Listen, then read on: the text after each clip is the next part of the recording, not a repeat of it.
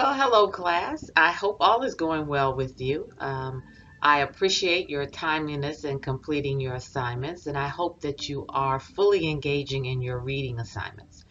The reading that's listed on the calendar is intentional so that you have a better grasp of the information and that you can incorporate that into your assignments. Okay, so don't use your assignment sheet just to get your assignments done.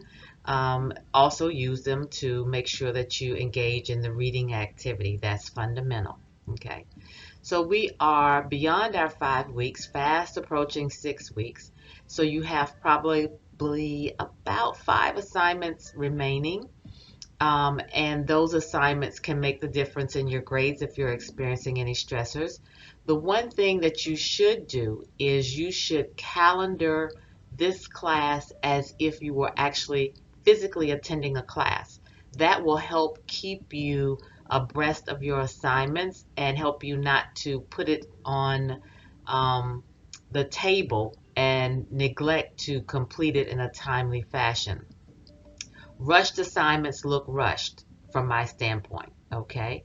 And content is always graded very heavily, as well as your writing ability, the mechanics and the grammar, because that's the only communication I have with you in terms of understanding that you understand the information. If I cannot read it and decipher the information, um, it becomes very, very difficult. That's why I made many comments during your other uh, exercises so that you would understand what I was looking for. Okay. Um, in the poverty exam quiz that we had, many people made comments about absolute and relative. I'm not exactly sure what those comments were, but I did make some notes about them.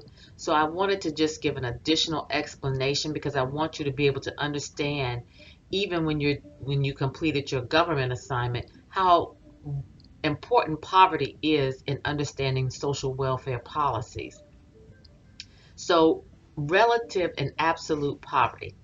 Think about it in these terms. If I don't have anything to eat, that is absolute poverty. But if I have something to eat, but I don't have access to healthy foods, that is relative poverty. So think about poverty in terms of it being relative to a particular situation that you're in. Okay? And that should help you understand it a little bit better. So here are some things that I want you to be clear on.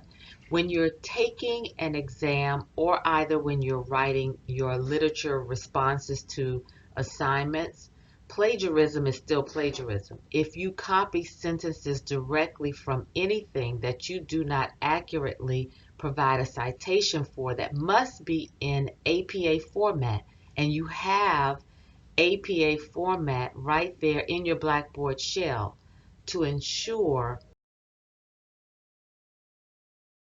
it's going in and out with the music. You have the APA format right there in your Blackboard shell to ensure that you know how to cite and reference things according to the APA standards and format guidelines. Okay. Um, you must not use common language. We cannot write scholarly responses in academic classes as if we are just standing on the corner at the 7-Eleven talking to one another. That is not appropriate. That will cost you dearly in your responses, as some of you have probably already seen. So I've been lighter on grading those things prior to 5 weeks so that you understand. So at this point, the grading will be heavier because I'm expecting that you've read the responses and know what you need to do to be successful in the class, okay? You always have smart thinking where you can submit your paperwork to early if you complete it, as well as the Writing Center on campus if you are local, okay? Um, and make sure that you always answer questions. You're not talking to me when you're writing your scholarly responses. You are answering to a general public, okay? So there's no I, no me. It's not about you. It is a scholarly academic response that comes from learned material. That way, you're not a part of that material, okay? And that's the way you increase your academic responses in writing. You're going to have to do that from this point forward as you matriculate into the social work program. Okay, so please let me know. Emailing me is always the best way to contact me if you have any questions or concerns. And if you need to have a phone conversation, that's not a problem either. Just give me your telephone number and I will give you a call. And of course, I have office hours here if you are local and can get to the campus. Okay?